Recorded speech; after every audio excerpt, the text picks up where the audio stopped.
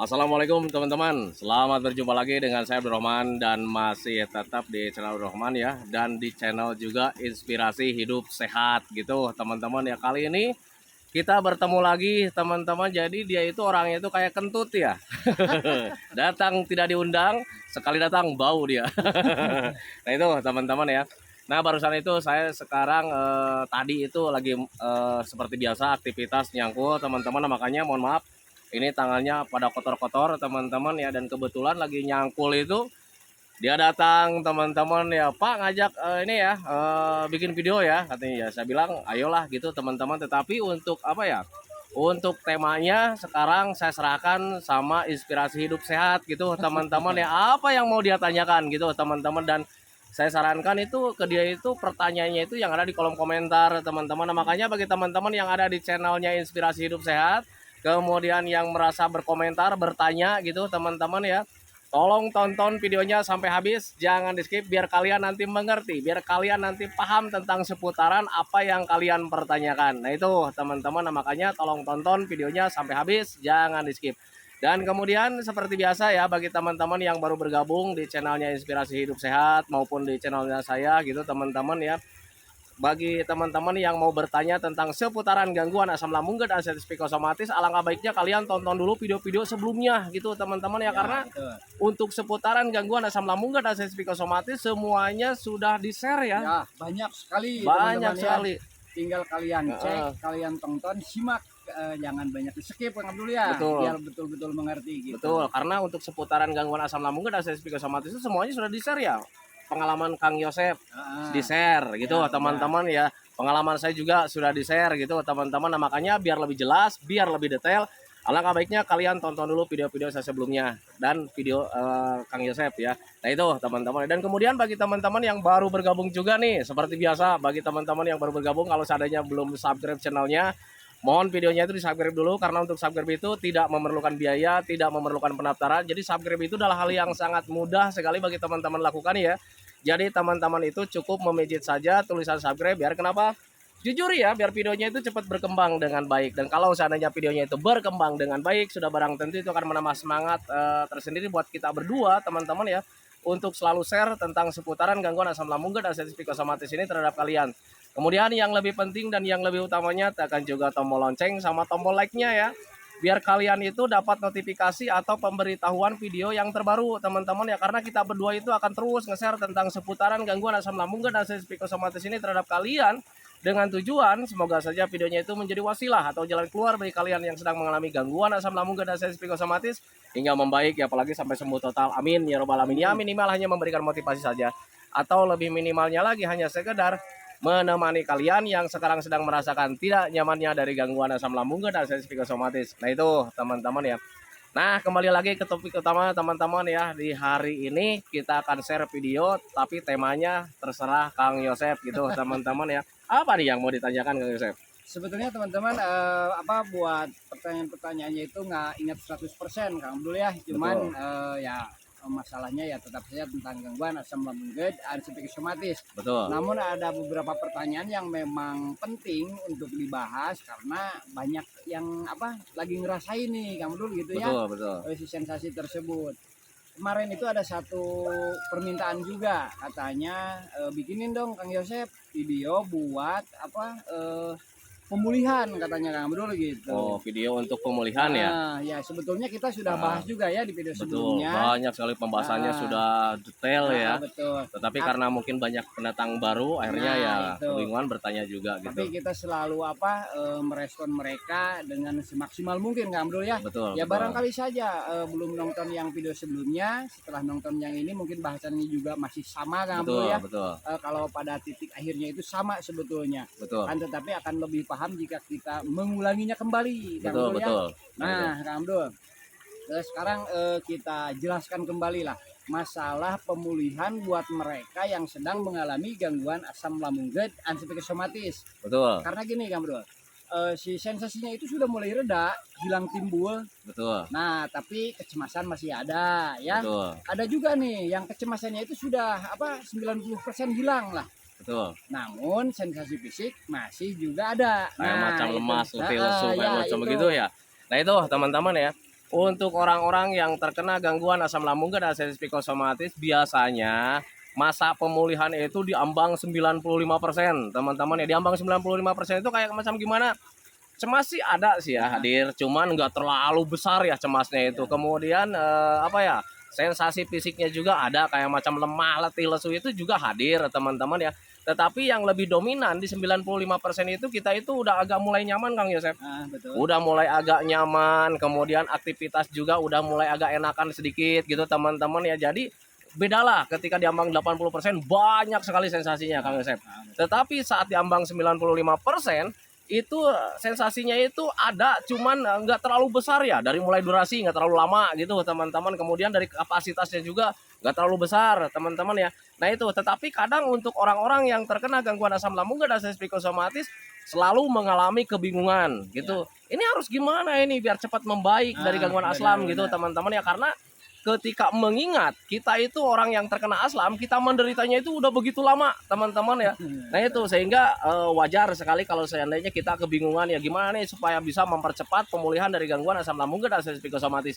Nah untuk orang-orang yang terkena gangguan asam lambung dan sensitif psikosomatis ketika di masa pemulihan seperti itu, yang harus kalian lakukan itu adalah selalu menghindari stres atau terlalu banyak berpikir ke hal-hal negatif. Sebab ketika kita berpikir selalu ke hal-hal negatif, itu justru akan lebih berpengaruh ke keadaan fisik kita, ke keadaan mental kita Kang Yosep. Jadi kita itu selalu dirundung dengan penderitaan setiap harinya. Karena untuk orang-orang yang kena asam itu berpikirnya itu tentang penderitaan ya. Kapan nih gue sembuh nih? Kapan nih gue sehat nih? Kok gue masih gini-gini amat?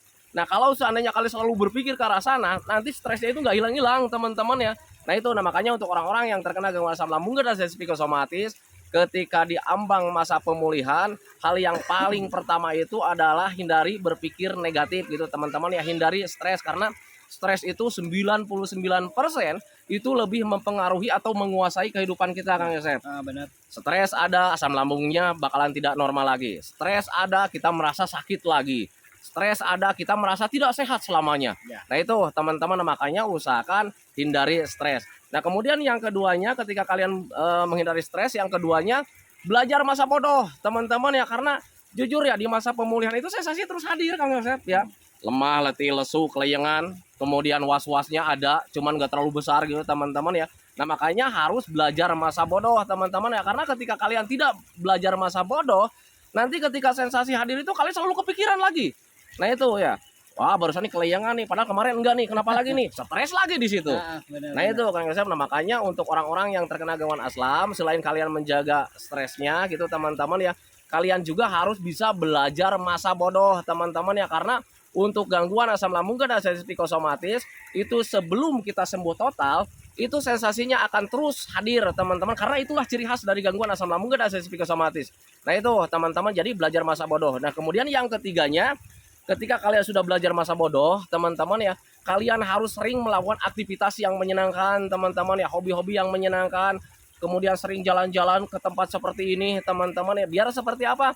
Ya biar ada pembiasaan ya. Karena untuk orang-orang yang terkena gangguan asam lambung dan sensitif psikosomatis gitu teman-teman ya, itu semuanya butuh pembiasaan. Dari mulai tenaga kita butuh pembiasaan gitu teman-teman ya. Karena bekerja sedikit saja mudah lelah. Nah itu teman-teman, kemudian dari pola pikir juga kita butuh pembiasaan yang setiap harinya kita berpikir tentang negatif Kang Yosep, berpikir tentang penyakit. Kalau seandainya membiasakan diri jalan-jalan ke tempat seperti ini, kita mulai berpikir yang indah-indah. Wah di sana nih nyaman nih, indah nih, pengen nih kita berkunjung ke sana. Kan seperti itu teman-teman, akhirnya pikiran kita juga terlatih. Nah itu teman-teman, makanya untuk orang-orang yang terkena gangguan asam lambung dan sensitif psikosomatis, ketika kalian sekarang sedang mengalami di masa pemulihan teman-teman ya, biasanya diambang 95%, itu yang harus kalian lakukan itu adalah menghindari stres gitu teman-teman. Kemudian yang keduanya belajar masa bodoh teman-teman. Yang ketiganya tetap beraktivitas yang menyenangkan. Nah itu teman-teman. Kemudian yang keempatnya teman-teman ya, usahakan apapun yang terjadi makan harus masuk teman-teman ya.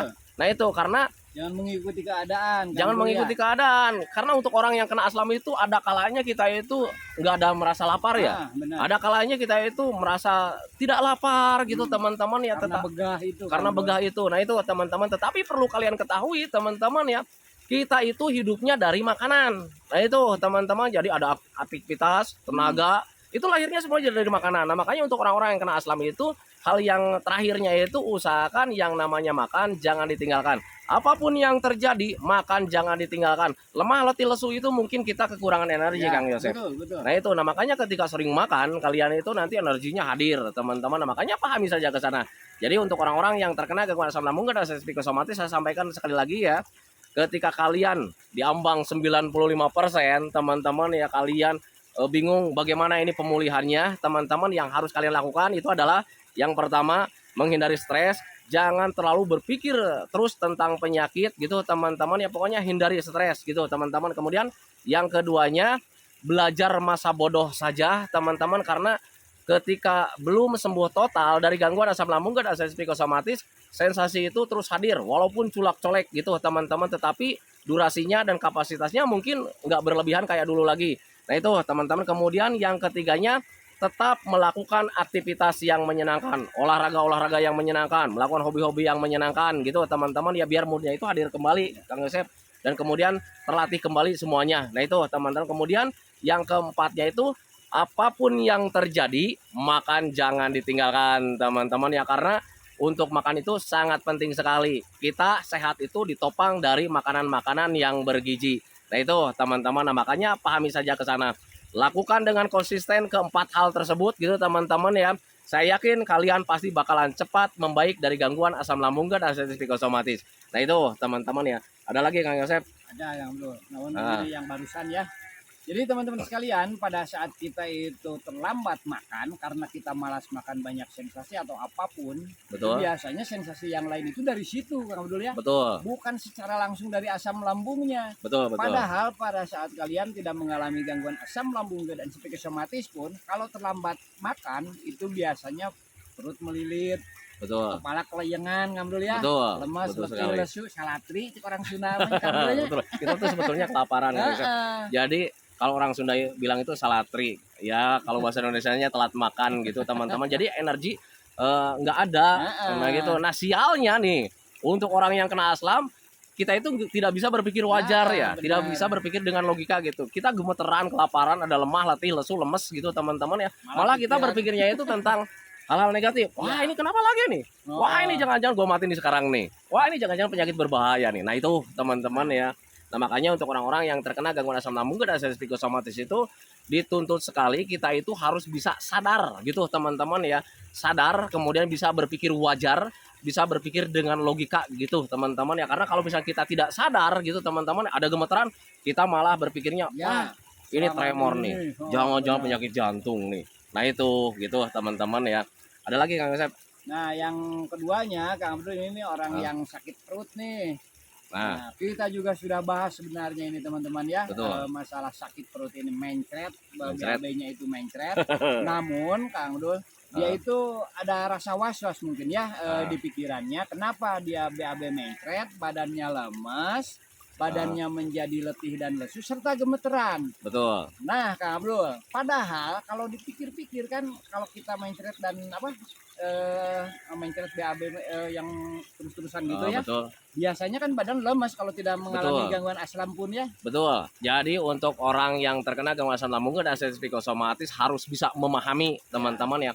Yang namanya mencret itu lumrah kita alami teman-teman ya. Jangankan untuk orang yang terkena asam, orang yang normal saja itu pasti mengalami mencret. Karena pada intinya, pada dasarnya setiap manusia itu keadaannya tidak stabil selamanya. Nah itu teman-teman ya.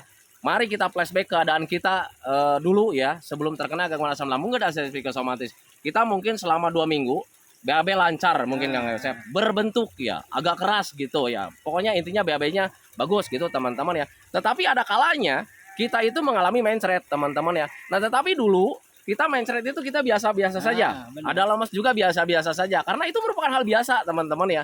Tetapi sekarang saat ada mental yang yang sedang ngedrop, yang sedang turun karena ada trauma, ada ketakutan gitu teman-teman ya.